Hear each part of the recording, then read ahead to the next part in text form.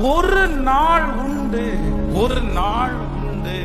இன்றைக்கு துக்கத்திலே இருக்கலாம், இந்த நாள் உங்களுக்கு வேதனையாக இருக்கலாம், எல்லா நாட்களும் உங்களுக்கு தீமையாகவே இருக்கலாம்.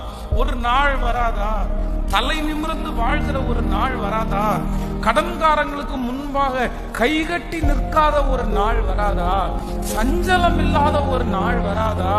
வியாதி வலி இல்லாத ஒரு நாள் எனக்கு வராதா? இல்லை, ஒரு நாள் உண்டு. அந்த நாளை யாருமே அறியாவிட்டாலும் பரலோகத்தின் தேவனாகிய கர்த்தர் அந்த நாளை அறிந்திருக்கிறார்.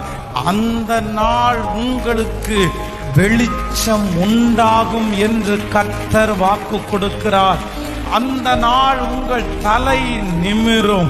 அந்த நாள் நீங்கள் கைகட்டி நிற்பது இல்லை.